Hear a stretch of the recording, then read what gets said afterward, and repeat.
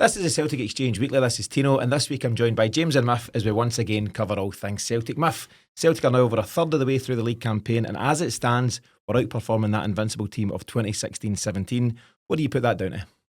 Oh, Tino, oh, James, oh, listeners, I put that down to excellent squad management and excellent depth in the squad. I think that was apparent in the game against Ross County, where changes were made but performance levels didn't drop. Indeed, I think a couple of players have certainly laid claim to starting slots as a result of it. So, yeah, I think we're where we always wanted to be with a Celtic squad now, in that players are coming in and the quality just isn't dropping. One personal favourite performance was Bernardo. I just think he's an absolute class act. And it's just great to see the whole squad thriving and not just, one or two players. Were you surprised to see 6 changes? Brendan Rodgers isn't known for making so many. He made a few against Falkirk and regretted it, but did you think he was required? I wasn't surprised at all. If anything, I was surprised somebody like Ralston didn't play over Johnson. There was a couple more I thought he may have made, but you can't really ask for much more than what was produced in that first half. It was excellent. I think the most pleasing thing is the manager said after the game. We said a few things after the game, but one of the things he did mention was just how happy he was with the intensity of closing down, which I thought was fantastic. It was relentless. Really, really great to watch. Yeah, great to see. James, don't know if you picked up on it. There was a caller on Super Scoreboard after the game. Was it really a Celtic fan? Well, there's my question. He said he left the game at half time because it was becoming so boring. Why didn't he? Yeah, what do you think? It's just not true. What do you think's going on there? It's just some non-Celtic fan just phoned up. A crank, aye. It's strange. Strange in two things. Strange he would do it, and strange he would phone the radio to tell them. So it didn't happen. Just to explain for anyone that's not seen it or heard it, he was basically saying that, I think he said him and his dad were at the game and it was so boring. Scottish football was becoming such a procession.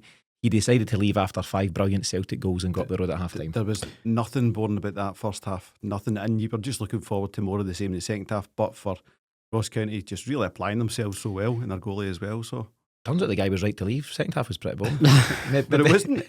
There's some great football there. Yeah. Idah could have a hat-trick easy, but for the goalie, in the woodwork. Big irony in that their number one keeper, who's normally very good against us, gets taken off after conceding 5, and the sub-keeper comes on and has a magnificent game. And he injured himself trying to injure Idah. Oh, that was he tried to do him. Yeah, absolutely tried to do him. Jack Hamill, the goalkeeper. As I say, 6 changes from the side that drew 1 each with Bruges. Baye, Scales, McCowan, Bernardo, Forrest and Idah all coming in, and every one of them I think played well, done their job in different ways. Do you think they've done enough though to get the starts against the likes of Aberdeen? We've got Hibs at the weekend, massive game against Bruges, and then that cup final. Luke McCowan's cup tied as we know, but other guys will be looking to play in these big games. Have they done enough against Ross County to go and feature in the bigger games? Well, I think you need to take away the opposition, in my opinion, because I think it's just about the opportunity. It's just about the minutes on the pitch and what you do when you're on the pitch. I know people turn around and say, oh, well, it's only Ross County, but just at the start of the season, we went up there and struggled after I think it was an international break rather than a European game, if I remember correctly. I know it's different as playing at Dingwall than it is playing at Celtic Park, but my point being that I think it can only be judged on the level of performance that's brought by those players. I think the other game where there was a host of changes, probably Falkirk, and the performance levels maybe weren't the same when the team changed. So I think it's to the players who came in, it's to their credit that they've managed to maintain those high levels. What I would also say is, I think for consecutive weeks there's probably been a lot of murmurings, certainly around the midfield more than anywhere else. Well, maybe left back, but there's always murmurings around Greg Taylor, unfortunately for Greg. I think the midfield, there's been a feeling that some rotation's been due, and I think the performance against Ross County probably only made that noise louder after seeing both Bernardo and McCowan in there. And that's the beauty of having the squad. You can freshen it up, whether you make 2 changes, whether you make 1, you're pretty much guaranteed the guy that comes in is going to give you a very high level. James, Luke McCowan, main man on the day. Be great if we had a graphic of him in front of us on the screen. Right, okay, no, I'll check. I'll check and see what I can do here. While we're discussing him, fantastic. James, he's the main man. He gets his goal. He gets 3 assists. Man of the match. There's little else he can do. He's a guy who's shown real hunger, and he's desperate to play in these big games. Champions League must be a dream for a boy like that. And as I say, there's nothing more you can do than what he put in on Saturday.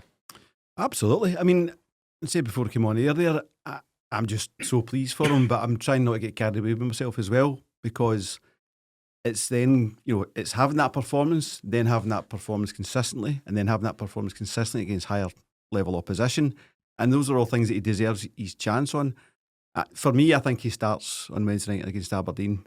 He just brings Four angles. For Ingles, with Bernardo. Not bringing Rio back in. Okay. I think the two of them are just so fluid together. Bernardo is such a calming influence, like you said, a class act. You get Carl still in the six. To give Engels his place, I thought he was really good in the six. I thought he was nice and calm, linked it all together when Cal got his break. But for McCowan, he brings the fluidity he had and just positive play at all times. There was no ponderance. It was trying to get forward. He slide rule passing all over the place, but not just for the sake of it, putting guys in left, right and centre. You've got to have that. That was the most pleasing thing for me about all the changes that happened on Saturday, was that the fluidity remained the same and they just kept playing as if they'd been playing together, those six in that team, week in, week out, and he was right at the middle of it. I'd agree with that. I mean, in addition to what Luke McCowan brought to the party, Bernardo looking very lively. I've described him as very athletic, just very kind of springy, a baby gazelle, just the way he floats around. But you've got the goal into the bargain. He's added goals, to that as well. He scored some big goals for Celtic, least of all against Rangers last year, the one we all remember. Played his huge part in the cup final goal for Idah. Do you see those two starting against Aberdeen Wednesday night? I wouldn't be surprised if they did. Just purely because of how good their performance was. I think the thing you also need to remember about McCowan in particular is the amount of goals and assists he's contributed compared to minutes in the pitch must be quite. He's got 5 goals and 4 assists. But per minutes played, I don't have stats like that available, but my mind thinks, well, he's not had a huge amount of starts. When he has come off the bench, it's not like he's come off the bench and had a full half to play in and things like that, but he's producing, I got these stats here right here. Fantastic. Four starts. I'll just set you up. I was digging around earlier on. So basically, in terms of just league stuff, so top goal scorer in the league is Callum McGregor, 6 goals and 1 assist. Then you've got 3 Celtic players taking up the places across second, third and fourth position. Coon's got 5 goals, 6 assists. McCowan's got 5 and 4 assists. Kyogo's got 5 and 3 assists. But in terms of Luke McCowan, on you go. I just want to say there, so look at the stats for McCowan and Coon. We're thinking Coon's having the best season of MD we've ever seen. Think of the minutes that Coon's been on the park versus the minutes McCowan has. And think of how effective McCowan's been. And Coon's about to burst Jota's best ever season, not even halfway through the season. So that's comparative. Really puts it into context. Luke McCowan has got goals per 90 minutes, 0.76, and minutes per goal. He's scoring a goal every 118 minutes of play. For a non-striker, it is pretty impressive stats. But as I say, that's life at Celtic. You can get such high stats and be doing really well, but there's serious competition around you. So to ask again, has he done enough to get the nod in these big games? Yeah, I think he has. I think the manager trusts him, but also part of Rodgers' way of working is almost to keep them at arm's length a wee bit, just keep them keen, keep them on the leash a wee bit, so that when they go, and my mind goes back to somebody like Ryan Christie. He kind of got a wee bit lucky with Christie in the sense that Kouassi got injured, and that was what prompted that performance for Christie that kept him in the team At Murrayfield. I think it's slightly different with McCowan in that I think Rodgers is convinced on him. I do think that past couple of games before the Ross County game, he's maybe not got on and got as much, got on the pitch quickly enough or at all. For example, Tynecastle, but I do think that trust's building there from Rodgers, and I think I wouldn't be surprised if he features more regularly in the starting lineup, especially across this busy period. It's interesting you just said that he's kind of keeping him at arm's length a wee bit. There's a clip just started doing the rounds today about Carragher talking about working under Rodgers, and his big lesson to Carragher was never lose your fear. Never lose your fear that there's someone that might just come in and take your place. He said, I've never lost it, never lost your game. I have it as a pundit, that someone's going to come in and be a better pundit. He said, I've never ever lost that. And that's what he's given all these players, is just that healthy fear that you need to be at your absolute best. Look at Scales on Saturday. Yeah, very good. Lost his place for no good reason, for no fault of his own rather. Trusty comes in, Trusty gets a rest, Scales comes in, and he's just running about like a madman. He was excellent. You know, he was great. He was excellent. I've asked you at the very top of the show the reason behind Celtic's success this season, and I think you put it down to good squad rotation, good management. And just on that, James, do you think, specific to Luke McCowan, is Rodgers managing him very well? Is he boxing very clever when it comes to Luke McCowan? I think so, because what we saw on Saturday, Rodgers seen day in, day out in training, the talent the boy's got. So I don't think he'll have any doubts as to what he can do. It's just a matter of managing that. He's slightly older, just given where he's been in his career and stuff. But the fact that he's now got his place, one of the reasons I'm picking him for Wednesday night against Aberdeen is that's a test for him, and you can't have that test sitting in front of you and not take it. You know, because that's part of his development. Just like, you know, can you do it against Ross County at home? Yep. Can you do it against Aberdeen away, who've been, you know, they've on their maybe bubbles burst a wee bit. Don't really like that term, but they're on a bit of a sticky patch. But if he can do it against them, then it's another step in his development, and that then says this boy's ready for Europe. You know, so we need to find these things out when we've got the opportunity to find them out. Yeah, let's see what the call is on Wednesday night. Interesting point that was brought up during the post match as well, that you've got Callum McGregor, Celtic captain and has been for some time. Luke McCowan, ex-Dundee captain. Paulo Bernardo, Portugal under-21 captain. You've got three real leaders in there and three guys that really lead by example, and it's paying dividends for Celtic at this moment in time. The other guy that comes in amongst others is Idah, and I think we can all agree that he's looking leaner and sharper than he had done in previous weeks. He gets his 2 goals against Hearts, played a big part on the Saturday night there last weekend, played his part against Bruges, and he comes in again, James, got the full 90, and I thought he looked far more like himself, far more like the Idah that we know from last season. Yeah, just very keen, very sharp. That one, some ball from Greg Taylor, Miff. The ball from Greg Taylor over the top. And he does for all good strikers do. Very, very difficult technique. Just tracks it all the way, catches it clean. It's a brilliant save from the goalie, and he could have another cup as well. And that's the ones that maybe at the start of the season he would just maybe lacking that wee bit of sharpness. And he spoke about himself. He's lack of pre-season. Personally, I think you should always be fit. Pre-season and games is one thing, but you should always be bang fit. And maybe he just wasn't as fit as he should be. But he's getting his match sharpness back now, and that's where we're starting to benefit. Yeah, I just don't know how possible that was for him, given his issues at Norwich. And it's one thing saying, I'll just go and do it down the public park myself. Get the pure gym. Get the pure gym idea, a pre-season on your own. I spoke to Stephen Colker a while ago, if you remember him, ex-Liverpool, Spurs, Dundee, and he was training on his own for a time. He said it's one of the hardest things for a pro to do. You're on your own, you might have a PT with you, but it's completely different for that environment. So I'll give Idah a wee bit of leeway there. Really interesting stat that popped up there after the weekend. It's doing the rounds just now. Celtic have now scored 2 goals or more in their last 22 league games, and it's the longest run in the club's history of doing so. It goes way back to the 2-0 loss to Hearts at Tynecastle on the 3rd of March, and it includes a couple of 5-0s, including Saturday there, the league winning night against Kilmarnock at the end of the season, as well as a 6-0 against St Johnstone Perth on match day 6 of this season. Miff, it takes an incredible mentality to keep up that level of consistency. So every league game for the last 22, we've scored at least 2 goals. It's some going. Yeah, and I think it's testament just to the consistency of the players. You know, they're producing week in, week out, and they're creating a hell of a lot of chances. That's the long and short. To score that amount of goals consistently, you must be creating some amount of chances in a game. And I think the key word is fluidity. That was the one that James mentioned. That seems to be being maintained regardless of what the starting 11 is, and the longer that can continue, then the longer that run will go. Yeah, it's great to see. In terms of goals scored, we've scored 40 goals in our 13 league games so far, so that's averaging over 3 goals a game. As I mentioned there, we dominate the scoring charts, so we've got Kalmak as top scorer, then Kuhn, then McCowan, then Kyogo.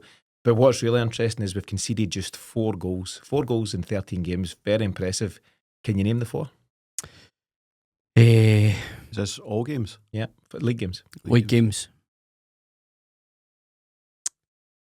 Aberdeen. That's 2. That's 2 of. Yeah. So 2 at Aberdeen, 1 last Saturday night. Ross County against Hearts. Ronan Hill penalty. And somebody was saying that of the 4, one's a penalty, one's a deflection from Shinnie, one's a worldie from the guy at Hearts. And fair play to Sockler, that was a great goal after Jamie McGrath's through ball. So, but that's the only 4 you're conceding. And I just want to ask on that note, James, we were at an event last night with John Collins, which was really good, and we'll cover some more of that later on in the show. What a guy. But he said that Kasper Schmeichel, in his opinion, is Celtic's best signing this summer. He's so important to how Celtic play, both in terms of his shot stopping, but this modern approach to playing the ball and his distribution. And he's been a real find for Celtic. I'm saying a real find. He's been around for years and he's got 100 caps. Where did they find this guy? But he's been great for Celtic. Genius. He spoke about the players he played with, and played with Fabian Barthez as a goalkeeper, French legend. But he picked Van der Sar as his best ever goal. He played with him at Fulham because of his ability with the ball at the feet, which was fairly pioneering at the time, that you would be a sweeper keeper.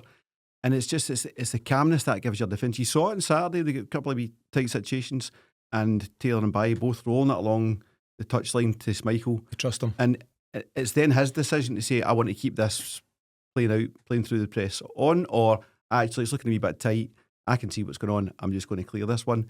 And he's calm through it all, Sometimes he's too available, he's to the right hand side of the post, and Carl Vickers is passing it through the posts. But yeah, I think Hart was very, very good at it, but Schmeichel's just better at it. I think his level's better, I really do, and credit to the scouting team for unearthing that Danish gem. I know, but just in that point though, there is a wee point that every now and then it is okay to sign the established player. It is okay to bring in that bit of experience. But that's where I'm making an argument for a Christian Eriksen or someone, and to give Kalmak a bit of cover. Someone like that, not necessarily him, but something like that, because it's going to be tough, getting through this season with all the games we're playing. And I think there's an argument for a Schmeichel Hart age type, maybe slightly younger, 34, 35, to just give us a bit of steel. Yeah, but massive job that Kasper Schmeichel is doing, and he plays a huge part in this Celtic side at the moment. Just to compare the stats, so as I mentioned, we're very much tracking and improving on what the Invincible side were doing back in 16-17. We're now in the same points, 37, as that Invincible team after 13 games, but we're in front in two aspects. Our goal difference is better. We're plus 36, they were plus 28. And I suppose, to the guy I was talking about, we've got 10 clean sheets versus 6. And as I say, we're only a third of the way through the campaign. This Invincible team done over 38 games, so there's a long way to go to match that achievement, if not better it. But we're on the right road, Muff. Yeah, listen, I think as we sit here, he said a third of the season away, we couldn't have dreamed of being in a better position both domestically and in Europe. It's very much job done. And I think it says a lot about the mentality of the team and even the mentality of the fans. If you look at Wednesday night, you see it more as a point gained than 2 points dropped because of the way the game panned out. Whereas last season in the Champions League, we turned victories and draws into defeats. It feels like we've turned a defeat into a draw with that. And I think that probably in a microcosm represents the progress of the squad and the mentality that they've got now compared to maybe where they were a year ago. Yeah, it's brilliant to see. James, overall, 21 games played, 17 wins, 3 draws and just that 1 loss. We're now we're in the midst actually of this relentless kind of festive schedule. We've got a raft of games, 7 between now and the turn of the year, plus everything else that follows. But so far so good. You take the rough with the smooth in terms of what that Dortmund result was. But again, could be a bit of a blessing. But in terms of the scorecard after 21 games, you've got to be pretty happy.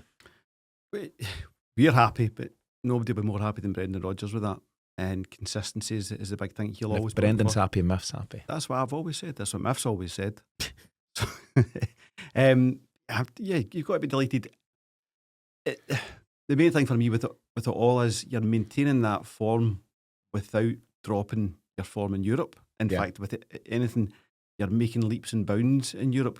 Talking to someone at the event last night, and we're saying this time last year we'd been out of a Champions League, and all right, the format's giving you a wee bit of help there, but we're bang on track for qualifying. Still got to do the job, and tough job it'll be, but over the next couple of Champions League games, you'd like to think we can secure that at least playoff spot. I was reading an article earlier on today, and someone said that come the turn of the year, you could be double digits ahead in the league. You could be in the last, the knockout stages of the Champions League, or you could be the League Cup holders. That's what it was. It was 3 things. You Going for the quadrangle?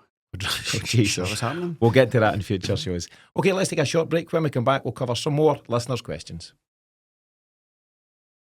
Welcome back. Let's kick off the middle section of the show as usual by trying our best to answer some of our listeners' questions. Question 1 comes from San Fran Celtic, good friend of the show. Miff, you used to get him on Twitter, now you get him on Blue Sky. Oh, away you go with your Blue Sky. Are you on commission? But what he says, with a 10 million jump in prize money if we make the last 16 of this season's Champions League, and I didn't know those numbers, so maybe need to double check, but I'll take them at face value. What 2 positions would you strengthen in January? There's a member on our WhatsApp group as well, known only as A, don't know his name. But he's also asked a similar question, and if you want to join the WhatsApp group, there's a link in the show notes for doing so. But James, your initial take on that, what would your two positions be based on, I suppose, a kind of speculate to accumulate theory from San Fran in terms of there's more money there if you want to spend a couple? Yeah, we covered this a wee bit. I think maybe the pre-match before Ross County, in that I hadn't heard, but this contract situation with Bailly or the Barcelona situation seemed to be resolved until the end of the season.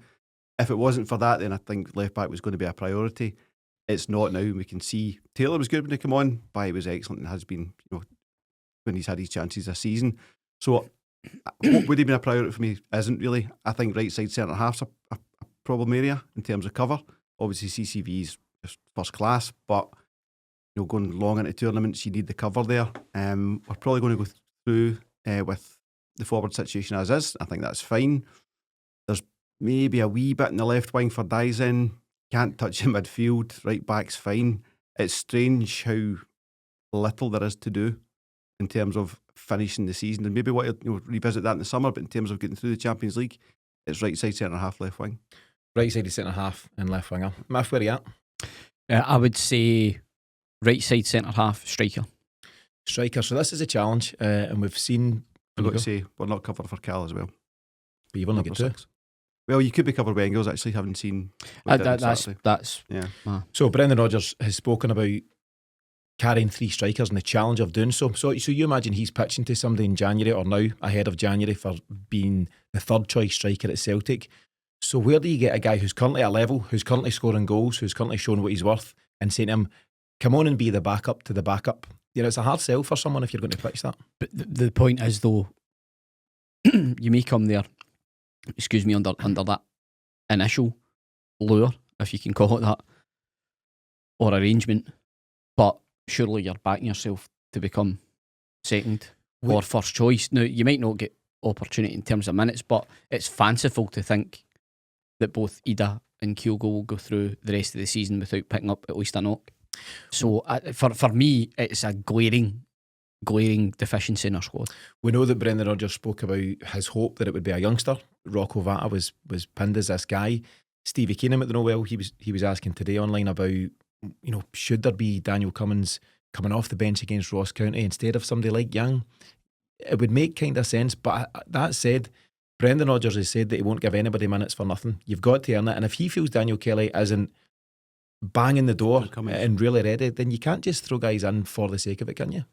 No, you can't, but if you score 20 goals in 20 games and you're doing it in the under 21 Champions League level, I would assume that as a showcase for can I get in a match day squad is a fairly strong one. What worries me is Rodgers' comments about I'll pick you if you're good enough. Well, this young boy's doing this. That to me, I don't know if that's a treat them mean, keep them keen sort of thing. But to me, I think the messaging of that's relatively negative. Now, it might be that just in the opinion of Brendan Rodgers, Daniel Cummins, despite how well he's doing, isn't good enough. And that might seem incredibly harsh. It does to me, but Rodgers is the manager. Rodgers knows the level that he wants and why he wants it. And if he's saying, well, he's no good enough, then that's just incredibly harsh. But it's the way it is. For me, what more can he do? And if that's not good enough, what he's doing just now, and there's an attitude problem, or there's gaps in his game, A, are we working on that? Or B, why have we got him in the first place? It doesn't need to be an attitude problem. It just needs, it can be that your mindset isn't quite ready to take this on, and that could, actually set you back in your development. So I could only tell you what my mindset was at 20. Well, do you know what I mean? Likewise, but we're not playing for Celtic. He seems to have the attributes. He's obviously got the talent, but we talked about it last week. It's so crucial that we don't end up becoming our own worst enemy and setting that talent back. We've got to just phase him in. If he's got the right attitude, let's make sure his mindset's right, and when he gets his chance, we know it's not just going to be flash in the pan, and he's going to be a Celtic player for years to come. He's not the first kid to score goals by the bucket load for the B team, the reserves, the 21s, whatever it has been over the years, who then just can't replicate that in the first team. Who's the boy? He's Celtic's youngest ever scorer. Jack Aitchison. Jack Aitchison scored. Ronnie Dyler played him. He scored against Motherwell at 16 years of age. I think that was the last thing he'd done in a Celtic shirt, give or take. These guys who were top man in the B team can't replicate that. And I wonder if, despite his goals, and I'm just speculating here, despite Daniel Cummins' goals, maybe Brendan Rodgers I'd expect he's gone to a few of those games and thought, or at least watched the footage and thought, he's getting his goals, but what's he not doing? Is he not linking up plays? Is he not working harder? There must be something. There must be a gap. Otherwise, it'd be a given. You mentioned there, though, they can't replicate it in the first team. When has he been in the first team? No, I get that. He's training with them. John Collins last night said they put Tierney in the first team, and the first thing he did is cemented 3 senior pros. No messing. I belong here. And maybe he's just feeling a wee bit cowed by the presence of these big pros. Aye. And Tierney had the attitude that I belong here, and they went right through them. I'm talking about guys who haven't replicated it. Jack Aitchison being the example. Daniel Cummins isn't the example. I think a guy called Denny Johnson, who used to batter in goals against Barcelona's youth team and all that. Again, I don't know where he is now, but he ended up at like St Johnstone and sides of this nature. And I'm maybe doing Daniel Cummins a disservice. I've seen him and I think he looks good, but there's a huge gap between even the UEFA Youth League and the Scottish League. I'm surprised Ross County didn't get mentioned there. I know you that's a bugbear of yours. What's that? Celtic youth players ending up at Ross County. Ross County and some if you troll through the archives, you'll hear Tino mention that almost as much as he mentions Mikey Jones. Michael Gardner. Who was the other guy? Atajic, Baron Atajic. There's so many of these guys. There's a whole list of guys that don't make it through. So to Stevie Keenan's point, I think we'd all like to see a Francis Turler, a Daniel Cummins or somebody coming through. But I think to a huge extent, you and I at least trust the manager, and you'd like to think there's good reason why just yet he's maybe not seen it as the right time for Daniel Cummins and otherwise, but it's an interesting one. But yeah, to go back to the original question, right-sided centre-half for you and left winger, right-sided centre-half and a third striker for yourself. There's an extension of the question from San Fran, and he's basically saying that with Brendan Rodgers almost halfway through his 3-year deal, will he have to sign a new contract before the club then signs off on his targets? Now, I don't know if that's just the way of the modern game. You've got him in just now, you trust him, but you've always got to be mindful of the fact that at any given time, any manager can move on. But what do you think? Do you think that affects the buy-in? I think that'll be a maturation of the way Celtic do business. I'm hoping Paul Tisdale is the constant that allows us to have Rodgers' ideas in the building, and then when Rodgers moves on to coach elsewhere, and I do think he will at the end of his 3 years. You think he moves? I think we bring someone in and they coach to the consistent levels that Rodgers did, with the setup that Tisdale has then got the umbrella control over. So it's not really about trusting the manager, it's about trusting the structure and the football operation for me. Okay, what do you think of that, Muff? And do you think Brendan Rodgers walks after 3 years? Yeah, I think he does, yeah. Okay. I think he come back to prove a point. To you? He has massaged his rampant ego and he'll go elsewhere. And do you think the club would, well, to James's point, do you rely on the system to allow him to do what he's doing until at such point he's no longer the manager? Probably not, but I think such is the strength of relationship now with Rodgers and Desmond, he may be allowed to do so on the proviso that he sticks to 3 years. But like James says, if Tisdale's there should be an element of, continuity. But I think that's a really hard one to call. You can't stagnate. You can't just say, right, we're not doing it for a year and a half. Aye, and also, if you're looking at it, if Rodgers comes and continues on the trajectory we're on just now, and that's domestic dominance, continued, progress in Europe, even if that is reaching the knockout, but constantly being in the argument to be there, that is progress. After he achieves that, other than going on and winning the thing, what else is there to do here? That's the sad fact of the matter. Yeah, he said at the moment, he's been asked a couple of times recently, and he's saying that, and you'll take him at face value, that he's just not giving it much thought just now. Oh, you definitely would. I think it is one for, you can put that in the back burner at least till the early part of next season and see where it goes. But right now he's doing everything he set out to do. We're progressing in Europe, we're dominating domestically, and he's in a good position, and he might decide at the end of the 3 that's enough, or he might say let's extend for a year or two. We'll just need to sit tight on that. It's a good question from San Fran, good friend of the show as well, and there's a few different elements to it, so interesting stuff there. I want to move on to Baye, the man on the screen. Baye versus Greg Taylor, if we're calling it that just now. There's a few different comments that have come in from a few different followers on Blue Sky. So the Bold JC says, what does Baye offer that Greg Taylor doesn't? I think a lot of people are just happy that someone who isn't Taylor is starting, but is he really that much better? And I'll give you the other 2 quotes before we move on. Donald Graham says, with Baye, what improvements have you seen in him since the beginning of the season? and Northside Boy, who's a new subscriber, and thanks to him for that. He says, Baye tries to pass in a way that Greg Taylor doesn't. Risk and reward in the opposition half. Get him in and keep him in. James, your general response to a few of those comments? It's a lot. He brings you more physicality, more athleticism, more mastery of the ball, more positivity, more drive, more looking to get his forwards in, can play inverted as well. Taylor's done a lot of good stuff for Celtic, but there's quite a chasm between these two players, and for me it's Baye all the way. The only sad thing about Baye is it is a loan, and unless we can do something pretty special there, it will remain to be a loan. I think he's a first class player. Yeah, I think he's a great footballer. Miff, there was something that we noted from Saturday in the second half. Miff holds up the programme with Greg Taylor on the front cover. In the second half on Saturday, Celtic created a chance, and had Baye converted it, it'd have been one of the goals of the season. It was a great passage of play around Celtic's right hand side. It ends up at Luke McCowan's feet, and he plays the slide rule pass you mentioned. And Baye, the left back, has found himself at centre forward by design. He's not just run about like a headless chicken. He's found himself up there, and had he put a wee bit of lift on it, would have got the goal. And I love seeing my left back up there. He's got licence to do so.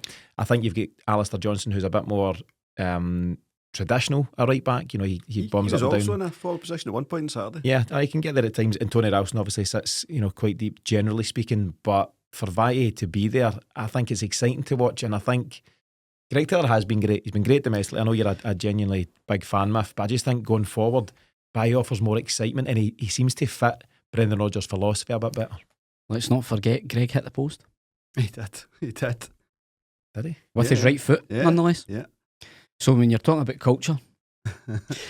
also, let's not forget that Baye passed the ball at the pitch at least twice, maybe 3 times. That if it was Greg Taylor, he'd have been tearing my hair out. He was just finding his range. Correct. He was. No, Baye is class. I love him. I love watching him. I think he's just an exciting player. We have 2 extremely handsome left backs. I think they do slightly different jobs. So when I say that, I don't think they're directly comparable because of the position they play, but I think they offer 2 completely different things. I think Taylor plays more in sync with the defensive side of the system, and is maybe a bit more aware of what's going on behind him and in his peripheral vision. I think Baye relies on his pace, mate, doesn't he? Yeah, I think Baye is a bit more combative and prefers the physical battle a bit more than Taylor. And Baye is just extremely cultured going forward. That said, Taylor, what I've noticed about Taylor is when Idah is in the team, Taylor does not hesitate to put the ball in the box.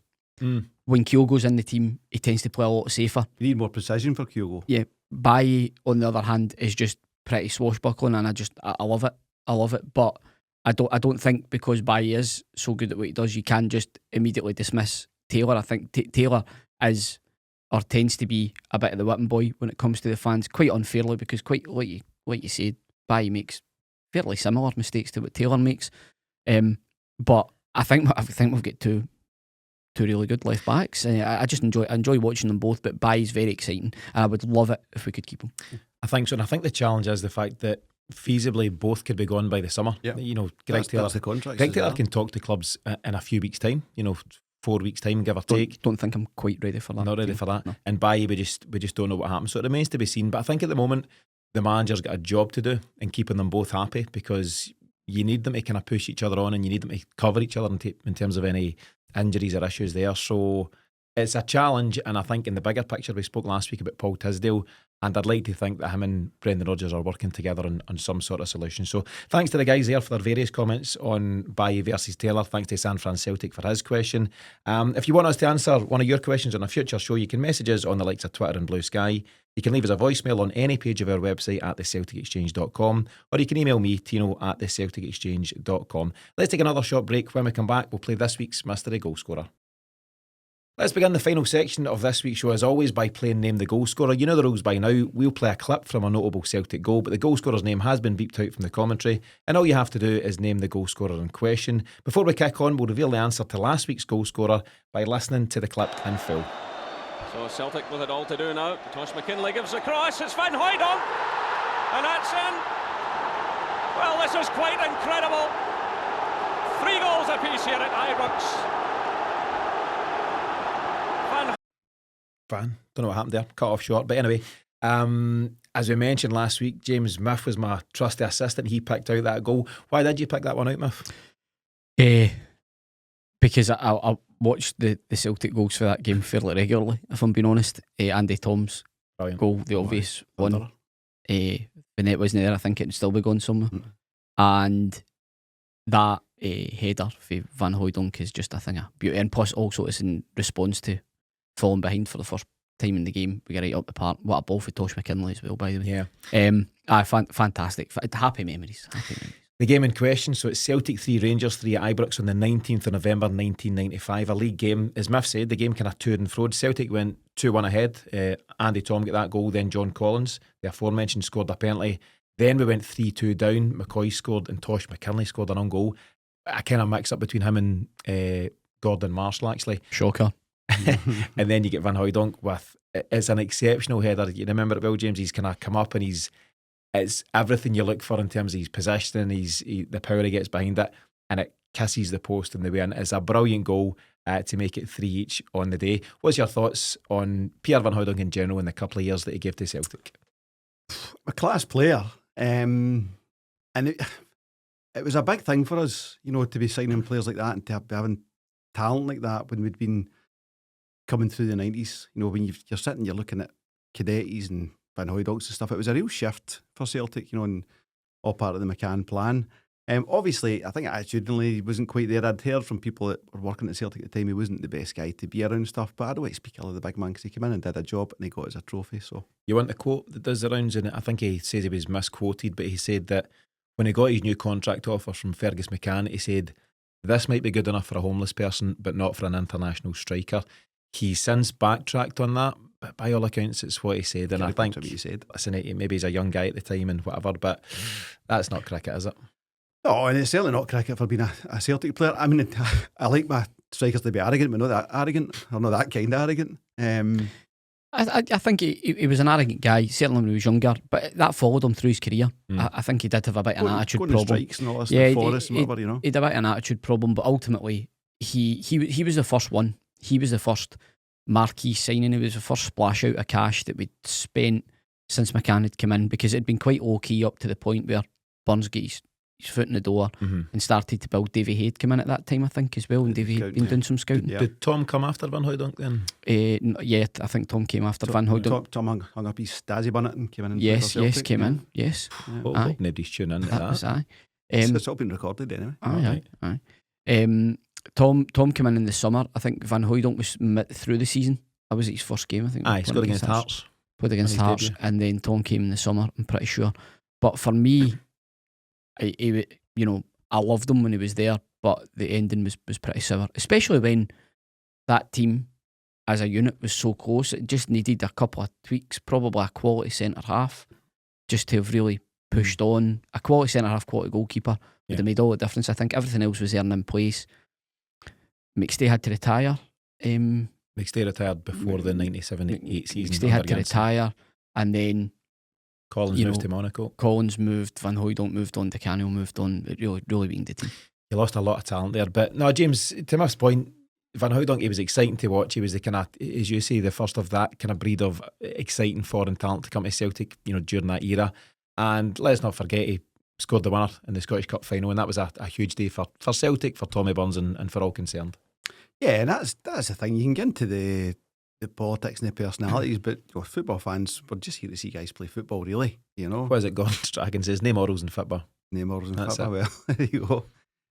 So for all that, he's got some amazing goals, important goals, and he shifted us up more than a couple of gears, and the money Rangers are spending at the time, the fact that we were able to run them close, is because of talent like that at our disposal. Yeah, exactly. So good player when he was here, but maybe a wee bit murky in the way he moved on. But all the best to him. We're going to take a listen now to this week's mystery goal scorer. And just a wee note, the commentary you're about to hear is pretty unique, and for that reason, it's a wee bit longer than usual. But bear with me.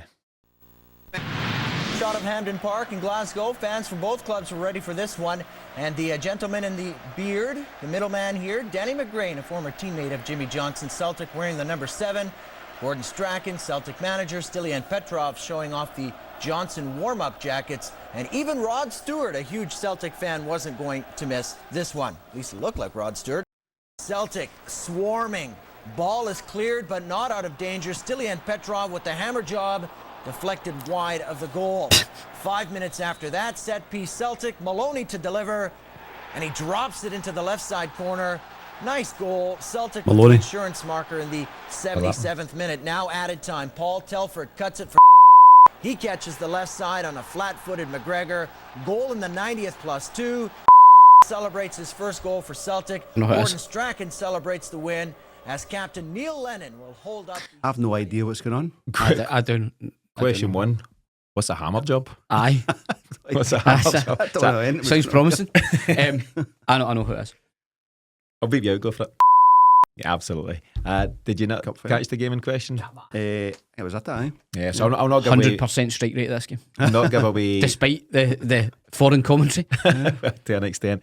We'll not talk much about the game in question in case we give away the answer, but as always we'll put the clip out on socials for anyone who wants to have a go there. To see out the show, so we'd mentioned earlier on that myself and James were at a John Collins event last night. It was through Axum, and thanks to Paul John and the team for having us along there. Got there, Miff, a signed John Collins shirt. Don't know what to do with it. Might auction it off, might stick it up here. We'll work that out. It might disappear the night. But there was a few really interesting things which I just want to cover here and then ask for your own thoughts on them. So in no particular order, the first thing that really stood out for me was when he was talking about Kieran Tierney. John Collins was asked about some of the guys that he helped bring through at the time, and the young players. Callum McGregor was starting to make his way properly as a Celtic player. Interesting that Callum McGregor was 21 before he made his Celtic debut, so I think Daniel Cummins is 18. So there's time for these guys if, as Brendan Rodgers says, they show a wee bit of patience. On you go. Aaron Engels is 21 and he's expected to be a fully developed pro. Callum McGregor was just getting his Celtic career started at 21. Yeah. So it's all ties in. But I do like the point, and James did touch on it, when it comes to Kieran Tierney. John Collins says they went to watch him play, I think against Morton for the B team or whatever it was at the time, and right away after 10 minutes he said, get this kid up to the first team, get him training. And before he went out to train, John Collins says to him, show no respect. Don't show any respect to anyone. Just do your own thing and take it from there. Next thing you know, he's smashing on the tackles and wiping out first teamers and saying sorry to nobody. And I think that's really telling of Kieran Tierney's character. I think you need to have that, I don't know what some guys will call it, a healthy disrespect, but it was everything you expect of the Kieran Tierney that we now know. And obviously there's suggestions that he might be on the way back, and we'll see how that goes. But interesting that John Collins plays a part in the development of such a guy, and you wouldn't be surprised to hear those comments, man. Well, I've got a lot of love for John Collins. Got a lot of love for Kieran Tierney as well. But I think it's sad that John Collins isn't involved in football, considering he is a genuine Celtic and Scottish footballing legend. Yep. And also when you consider what an absolute state Hibs have got themselves into, he was moved on for upsetting what was a decent dressing room, or reportedly upsetting a decent dressing room, and he brought them silverware. So, as I always think in these situations, careful what you wish for. But in terms of the development of Tierney, I think that even goes to further that point. Collins is the type of guy you would want in and around your club because he had an elite mentality as a player, and it doesn't surprise me that they would be passing those types of things on, because one thing's for sure, that when you're a footballer, you do have to be very single-minded in order to make it at a high level. And I think it's testament to Kieran Tierney. He's achieved a lot in his career. But certainly John Collins himself had a massively successful career and played for many big clubs across Europe. He told a brilliant story about that elite mentality and about the professionalism that he tried to bring to that Hibs dressing room. When he was 28, as we know, he moved on a Bosman, the first player to take advantage in the UK of the Bosman ruling. Moved to Monaco. Fergus McCann tried to sue him on a technicality, saying they weren't. Him. Tried to pursue Monaco on a technicality. Pursue Monaco, of course, to say that they weren't part of the EU, they were a principality and all those kind of things. Anyway, John Collins just gets his head down, gets on with his job, turns up for pre-season training. They were away in a training camp somewhere. John Collins is a guy who prides himself on working hard and keeping fit and all those things that you've come to expect from him. Turns up on day one and they've got the agenda for the next 10 days. And on day one, it's 7:30, 10k run, something like that. And he thought, what, 7:30 in the morning? Then you come back, get breakfast, afternoon session, 12 to whatever, lunch, late afternoon session, 3 to whatever. And he said he'd never ever done a double shift in all his time in Scottish football, never done double sessions. So whether it was at Hibs or at Celtic, come in the morning, do your training, up the road by lunchtime. And that was the norm for him. But he said he loved it, he embraced it, because that's the kind of guy he was.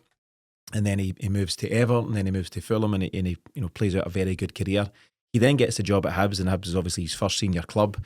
And he says, as you would do, you try and bring all those good things in. I think he had Scott Brown, he had Whittaker in the dressing room, Kevin Thompson, talented guys, and he just didn't get the buy-in. It was just, he says, in any walk of life, when you try and engineer change of that nature, you'll upset folks. And I think potentially he tried to change too much too soon. But to the overarching point that Miff makes there, James, whether it was at Hibs or even his relatively short time at Celtic, for John Collins not to be in and around, certainly the Scottish game, the benefit he could be bringing, I think it feels like a real loss. I thought he was really impressive when he spoke last night. The Scottish game or the Scotland team, a guy with an attitude like John Collins.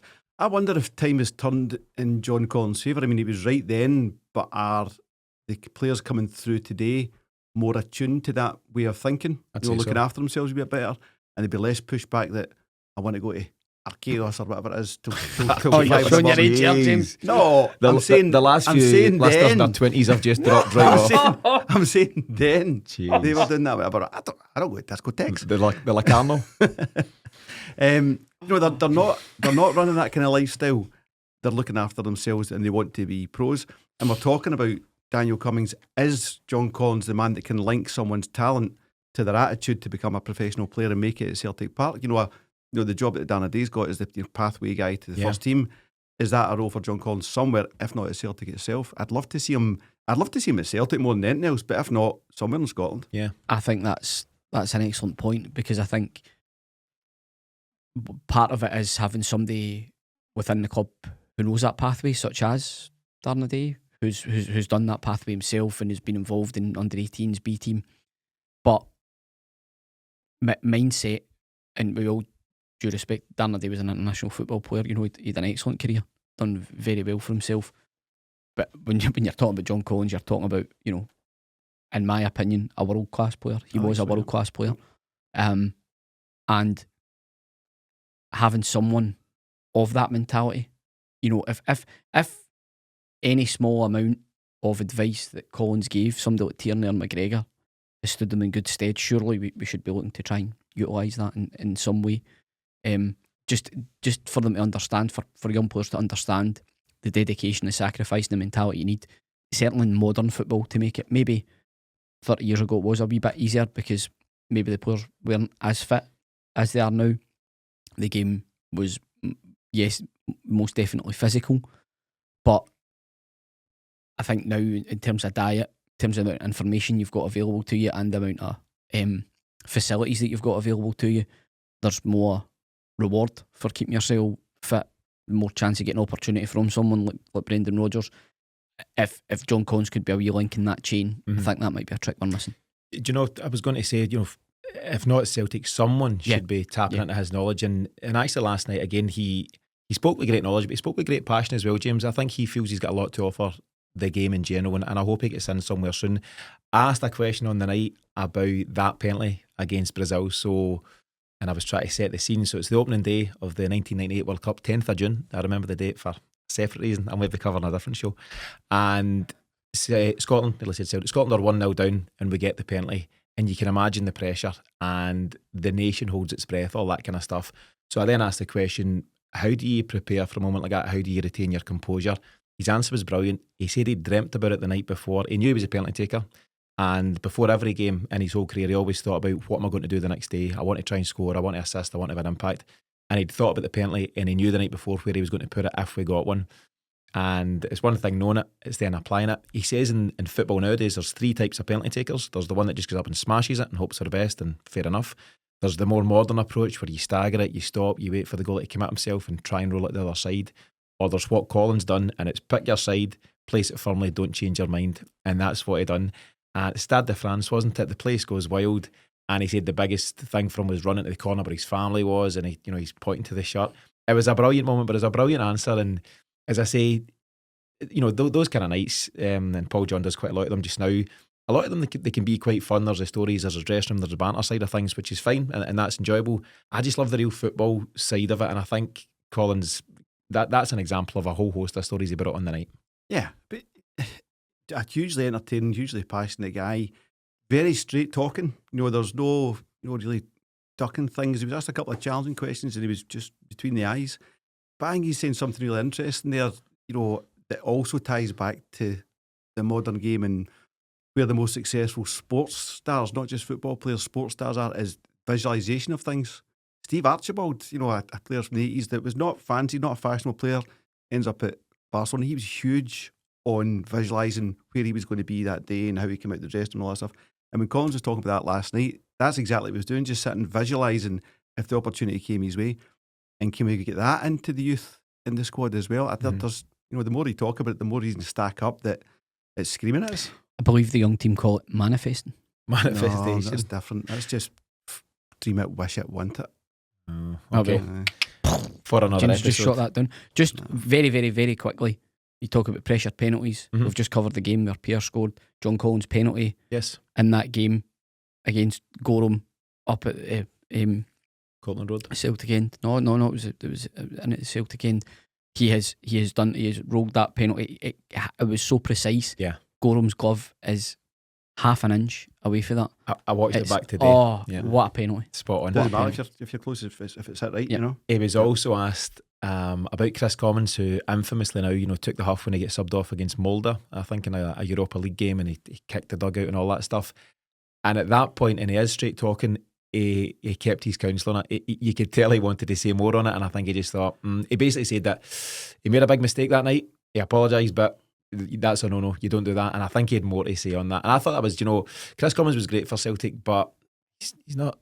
He got a bit too big for his boots. Aye, that wasn't brilliant. It's the only point the night he was entertaining and educating all night, and it was the only point the night his tone dropped. He was quite stone-faced on it.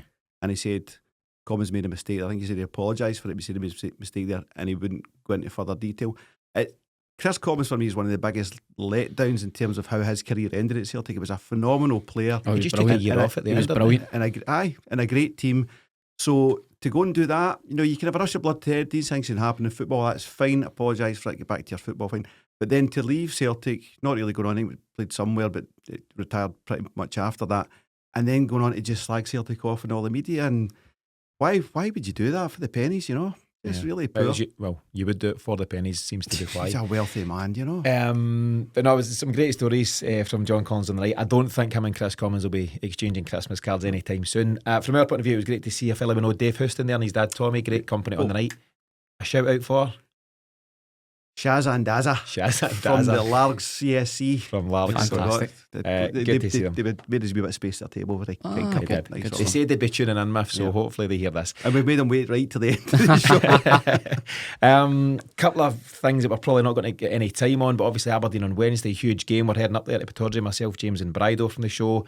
Then, as I mentioned, we've got Hibs at the weekend, Dynamo Zagreb, then Rangers in the cup final. It's all happening, but we'll catch all of that, Miff, in pre and post match shows in the next week or two. But for now, James, your own final comments for the week. Yeah, it's all hotting up. You're saying, we've been talking the last couple of weeks, this 10-game run, we're just about a third of the way through that, and it's all going rather well. So we've had that first real serious rotation of the squad. They've stood up to so well, to the point where you're going, you're not undroppable, but you've staked your claim to stay in the team. So big challenge at Pittodrie. Always a tough game. Always my favourite away game. Always a tough game. I don't know if I ever watched us win at Pittodrie. It was always 1-1 draws and this kind of stuff. So hopefully that changes for us Wednesday night. You mentioned that 10-game run, which does remind me, a fella said hello on Saturday. Good chat about various things. He says, "You're the guy in the podcast that said we'd win the 10 games in a row, eh?" I says, "I didn't say we would win them all. I said we should be targeting wins in all of them," but he was probably quite right to pull me up. Well, I remember as well, I was also chatting to Ian from the Davy Hay CSC in Paisley, so good to see him as well on Saturday. My final word goes to you. Listen, the big games just keep coming. Aberdeen's it's a tasty fixture, and due to the way recent results have worked out, we're going up there with a bit of a buffer, whereas before it could have been that we were going to get overtaken. We're in good form. We just need to go there confident and hopefully do our thing. Not too long till we've got a cup final as well. Just it's all go. It's all go. And then Santa's got to be coming soon. It's fantastic. And just before I go, one thing I would like to say, a wee shout out of my own, less of a shout out, but more of a a sad kind of notification that I'm from Motherwell, and most Celtic fans only really go to one pub in Motherwell, which is the Railway Tavern, who sadly lost their publican there. Guy called Pat Ross, just a great guy. Was real good to my dad as well. So I'd just like to say I'm thinking of all the Ross family funerals later this week, and just a rest in peace to Pat. A really good Celtic man. Yeah, nicely done, Muff, and best wishes to all of Pat's family.